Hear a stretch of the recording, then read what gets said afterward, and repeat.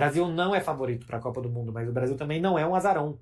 Para começar, para mim, os favoritos são Espanha, França, Portugal, talvez nessa ordem. Tá? Espanha, França, Portugal. E depois a Argentina. Eu acho que esses 3 mais 1 tem que ser esses 4. Eu só não coloco a Argentina aí porque eu, pessoalmente, não confio na Argentina, mas esses 4 estão descolados dos outros e depois vem um grupo onde está o Brasil. A Espanha é muito bom time, toca muito bem a bola, seus zagueiros sabem tocar a bola, tem uma forma de jogar muito bem definida há décadas, já dá para dizer, né? Desde 2008, quando o Luiz Aragonês coloca naquela Eurocopa um jeito de jogar de mais posse de bola, menos físico. Até hoje, já tem quase 20 anos isso, a Espanha mantém e aperfeiçoa essa forma de jogar. Tem 8 jogadores do Barcelona na seleção espanhola, o Barcelona é o principal expoente dessa forma de jogar da seleção, e tem vários outros formados no Barça, né? Grimaldo, Cucurella, e eu não vou lembrar de mais um tanto. Mas é uma seleção que joga de uma forma muito específica, sabe jogar dessa forma, se sente confortável jogando dessa forma, e eu acho que isso faz a Espanha sair um passo à frente das outras. Porque futebol de seleções, muitas vezes, os times não conseguem se encaixar como time igual nos clubes de futebol. A seleção da Espanha parte um passo à frente, porque sim, ela consegue, porque é uma emulação do jogo que faz o Barcelona ou a escola espanhola que passa pelo Barcelona, mas não é necessariamente só Barça. Tem muitos bons meio-campistas. Aqui a questão é uma peça fundamental, que é o Rodri, não vem jogando bem há 2 anos. Desde que ele se lesionou em 2024, o Rodri nunca mais foi o mesmo. O substituto dele, que é o Zubimendi, vem de um final de temporada muito ruim pelo Arsenal também. Dá para colocar Eric Garcia, Pedri e Mikel Merino, Eric Garcia, Pedri e Fabian Ruiz, Eric Garcia, Pedri e Dani Olmo. Dá para colocar várias alternativas usando o Eric Garcia de 5. Não sei se o Luiz de la Fuente vai por aí.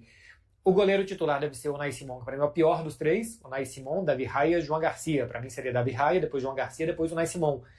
O Unai Simon eu não acho ele um ótimo goleiro e ainda erra demais. Tem ótimos goleiros que de vez em quando cometem erros. O Unai Simon, para mim, é um goleiro razoável e que erra muito, tanto como goleiro como com saída com os pés também. E os 2 grandes jogadores que fazem a diferença desse time, eu acho que essa Espanha é uma Espanha diferente das outras, vencedoras ou não, de 2024 para trás, não contando a de 2024, vai de 2023 para trás, que é a capacidade de drible na frente. As outras Espanhas que a gente teve por aí tinha jogadores sempre de toque, mas de pouco drible. Quase que o melhor driblador da melhor Espanha era o Iniesta, que era um meio-campista, né? E hoje a Espanha tem 2 atacantes que esse time constrói muito bem, roda muito bem a bola, esconde a bola de você, e quando chega nesses 2 eles atacam muito bem. Nico Williams e Lamine Yamal. Os 2 chegam lesionados. O Lamine deve voltar só no 3º jogo. O Nico Williams é um jogador que este ano, de 2026, ele só fez gol em 2 jogos. Em outros 18 jogos, acho que ele jogou esse ano, ele passou em branco. O certo é que nos últimos 20 jogos o Nico passou em branco em 18 e fez gols em 2 jogos. Ele vive uma má fase física e técnica. Então o que faz a Espanha diferente, o que faz ela de fato diferente na hora de decidir os jogos, são 2 jogadores que estão lesionados e um desses ainda vive muito uma fase técnica. Olha o tanto de defeito que eu coloquei na melhor seleção do mundo. Né? Vamos lembrar que eu comecei essa fala dizendo que a Espanha era a favorita, para mostrar que todos os times têm defeitos. Então quando a gente enche a seleção brasileira de defeito, parece que todos os outros são perfeitos, e eles não são. A Espanha, mesmo com todos esses defeitos, está à frente da seleção brasileira em ideia de jogo, tem mais e melhor e mais consolidada a ideia de jogo do que o Brasil. Em jogadores para jogar algo diferente. A Espanha tem meio-campistas melhores do que a seleção brasileira de longe. Depois, partindo para a França, sobram jogadores, mesmo com os machucados, os que não vão, sobram jogadores na França. Chegou na final de 2018, chegou na final de 2022, mudou boa parte da geração e ainda assim é muito boa a seleção francesa. A questão é o pragmatismo do Didier Deschamps, que faz esse time sempre jogar menos do que ele pode. A França chegou na semifinal da última Euro com 3 empates, 2 vitórias, e aí depois perdeu da Espanha, em 6 jogos que ela fez. Fez 4 gols a França. 2 na primeira fase, aí depois fez 1 na Espanha e tinha feito 1 na Bélgica. Contra Portugal foi um 0-0. É um time que joga muito menos do que poderia, que tem um técnico que não se importa em jogar muito menos do que poderia, que parte um pouco do mesmo princípio que a seleção brasileira.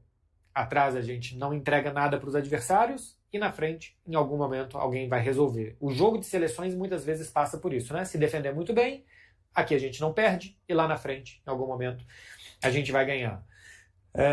São bons jogadores que têm encaixe, que dá para jogar de muitas formas diferentes. A questão da França é jogar menos do que pode, mas por isso, para mim, é a segunda candidata. Mais ou menos na mesma linha vai Portugal, que para mim é a terceira candidata para essa Copa do Mundo. Também sobram jogadores. É a melhor seleção em laterais, com o João Cancelo, com o Nuno Mendes. Tem muitos bons laterais, tem bom goleiro, tem ótimos meio-campistas com Vitinha, João Neves, Bernardo, Bruno Fernandes. Sobram e sobram e sobram. Tem bons atacantes. Ainda tem Cristiano Ronaldo, que além de tudo tem liderança também, hierarquia dentro desse time, que também fez uma Euro, né? Portugal caiu nas quartas de final para a França, depois de um 0-0, já tinha empatado em 0-0 com a Eslovênia e tinha se classificado nos pênaltis antes, e se classificou na fase de grupos com 5 pontos, se eu não estou enganado, né? Uma vitória e 2 empates na fase de grupos.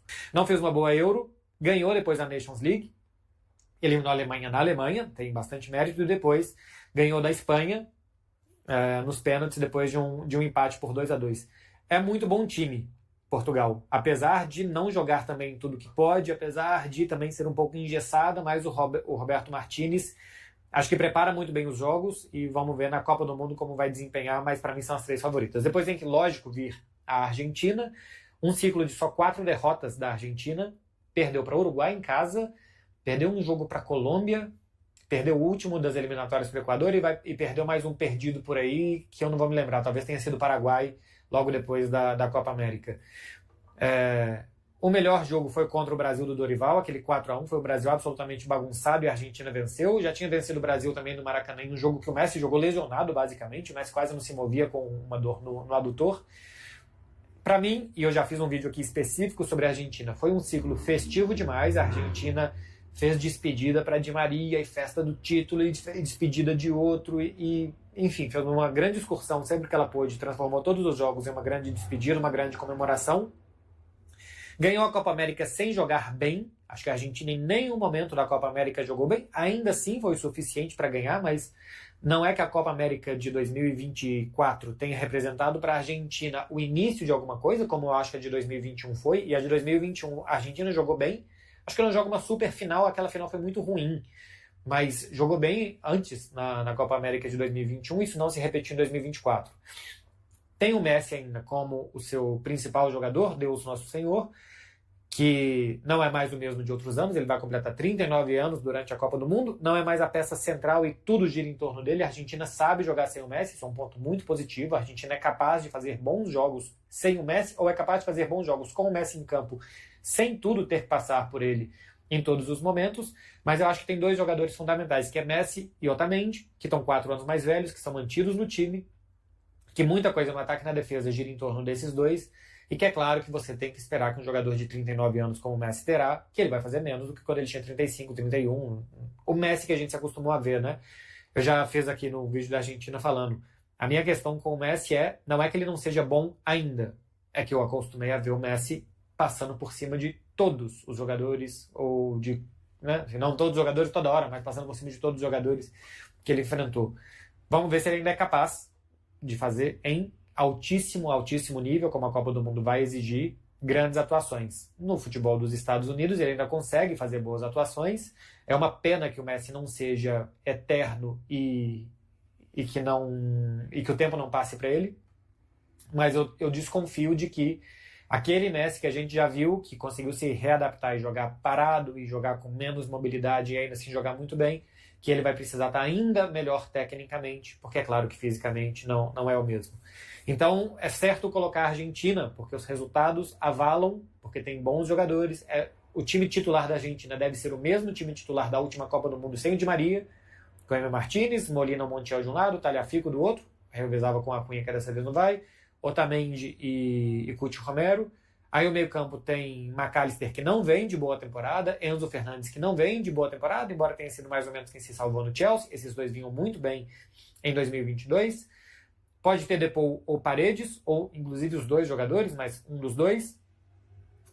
E não tem o Di Maria.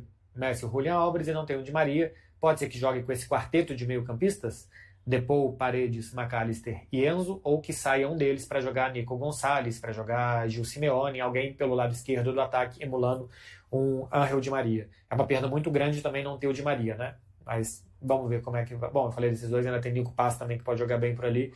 Veremos o que será da Argentina. Eu tenho as minhas desconfianças, mas aqui tem 4 favoritas, tá? Essas 4 estão à frente do Brasil. Para mim é 3+1. É a Argentina um pouquinho abaixo das outras 3, mas tem 3+1 aqui.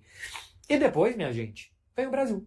Veio o Brasil junto, na minha opinião, de Inglaterra e de Alemanha. A Alemanha, há 2 Copas do Mundo, não passa da primeira fase. A Alemanha fez uma Euro boa, caiu para a Espanha naquele jogo que foi muito disputado, que teve um pênalti do Cucurella não marcado para a Alemanha. Poderia ter se classificado e tido sorte melhor. Depois é eliminado numa virada para a seleção de Portugal. Voltou o Neuer. Eu acho muito bom que ele tenha voltado, porque sem o Ter Stegen a Alemanha não tinha um goleiro confiável que não fosse o Neuer. Também não tem lateral, deve pegar um dos melhores meio-campistas do mundo, Kimmich, e jogar de lateral direito. Acho um desperdício que colocasse um zagueiro que cumpre por ali, mas o Kimmich deveria ser meio-campo desse time. Tem bons jogadores como Musiala, Wirtz e Leonard Kohl, que podem formar o trio de atacantes, né? Não terá o Gnabry. E na frente deve ser o Kai Havertz, jogou o Urban no último jogo, mas deve ser o Kai Havertz. Uma boa dupla de zaga, o Schlotterbeck e Jonathan Tah. A questão é que os resultados da Alemanha não são essas coisas nas últimas Copas do Mundo, nas últimas competições que jogou, então tem que ver a capacidade competitiva da Alemanha e do Julian Nagelsmann, Julian Nagelsmann, de montar um bom time de novo competitivo para a Alemanha. Mas eu acho que não está em capacidade coletiva nesse momento. Individualidades é bom time, não está em capacidade coletiva à frente do Brasil. Os resultados dos últimos, do curto, médio e longo prazo mostram isso, né? A Alemanha sem conseguir passar de fase, a Alemanha sem conseguir conquistar Euro, sem conseguir chegar em semifinal de Euro, e contra os grandes times sofrendo. Então, isso me convida a pensar de que não está muito à frente da seleção brasileira. A Inglaterra está com o Thomas Tuchel dando um all-in, ou um all-out, né? Pelo tanto de jogador que ele tirou de nome. Aqui eu acho que começa a ficar perigoso, porque aparentemente ele tem uma ideia. Se o Tuchel não tivesse uma ideia, a coisa mais fácil do mundo seria convocar os Arnold, os Cole Palmer, os Phil Foden da vida. Como ele tem uma ideia e não convoca, ele ainda tem bons jogadores, suficiente para fazer um bom time, mas eu acho que não é um super time. Tem um grandíssimo jogador, Harry Kane, tem outros muitos bons jogadores, mas não é um super time a seleção inglesa. Uma pedra fundamental, que é o Jude Bellingham, fez uma temporadeca. A temporada do Bellingham é muito ruim, como foi ruim a do Real Madrid. Vários jogadores ficaram de fora das suas seleções. Também é um trabalho iniciando de uma seleção que normalmente não chega, né? A Croácia tem mais finais de Copa do Mundo, mais semifinais de Copa do Mundo, perdão, do que a Inglaterra, e é empatado em número de finais, porque a Croácia chegou em uma e a Inglaterra também chegou em uma. Mas a Croácia, que só disputa a Copa desde 98, porque ela não existia antes como país, né? Ela fazia parte da Iugoslávia, ela já chegou a mais semifinais de Copa do que a Inglaterra. Então é um time que normalmente não chega, e vamos ver se esse ano vai fazer alguma coisa de diferente. Então eu acho, gente, que tem 4 seleções à frente, e depois tem Brasil, Inglaterra e Alemanha num bolo. Dá para dizer que o Brasil está no top 5 de seleções para a Copa do Mundo. O que não coloca o Brasil como favorito, mas não é que você tem todas as seleções e depois o Brasil. O Brasil está entre 5 seleções favoritas.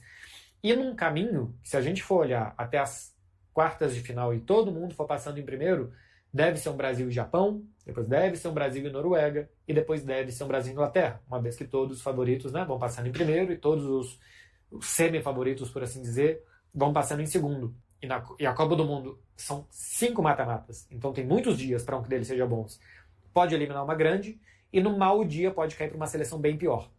Então são seleções perigosas. Equador tem muito boa defesa e sistema defensivo também.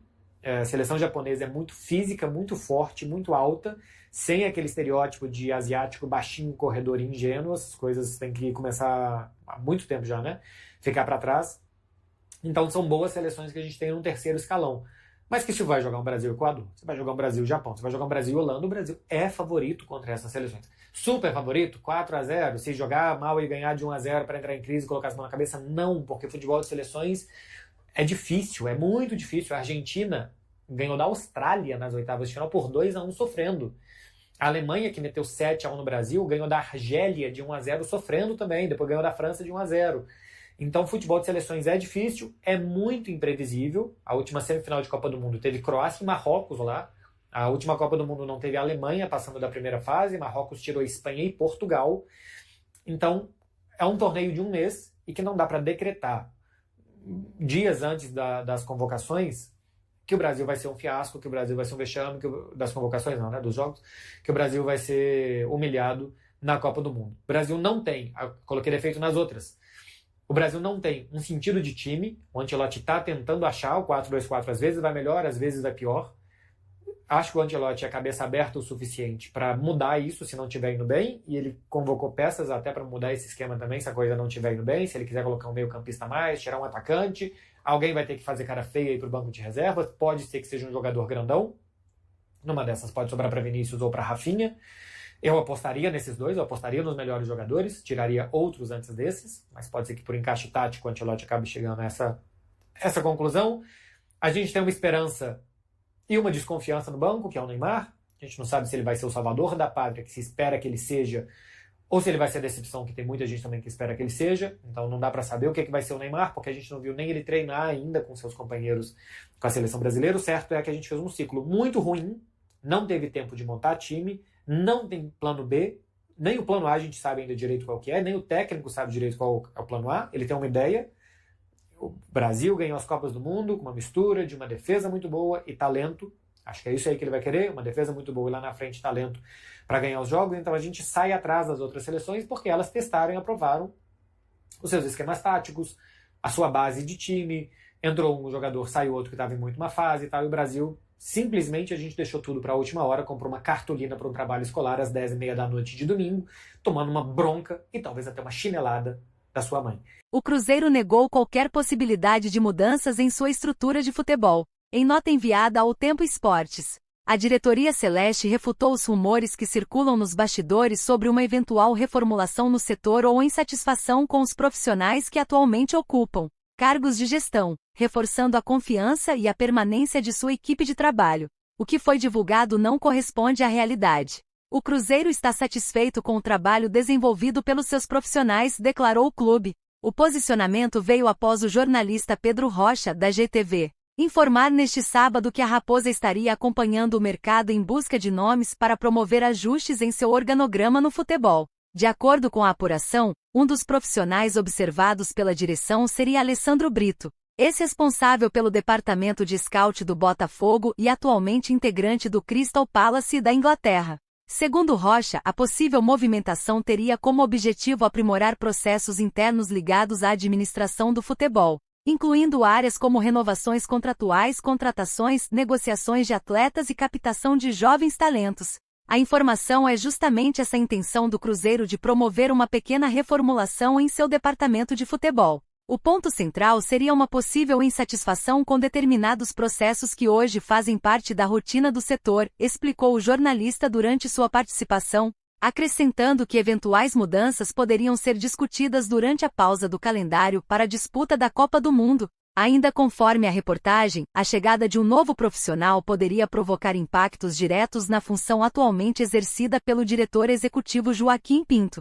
Essa seria a pessoa mais afetada por esse descontentamento com os processos existentes hoje no departamento de futebol do Cruzeiro, avaliou Rocha, ressaltando a importância de ajustes administrativos para a continuidade do projeto esportivo liderado por Pedro Lourenço. Apesar das especulações, o Cruzeiro tratou de encerrar os rumores ao reafirmar a confiança em seus gestores e garantir que não há qualquer planejamento de mudanças estruturais ou insatisfação interna relacionada à condução do departamento de futebol. E aí, galera, o que acharam? Deixem suas opiniões nos comentários. Não se esqueçam de deixar o like, se inscrever no canal e ativar o sininho para receber as notificações. Até mais, Nação Celeste! Vamos pra frente!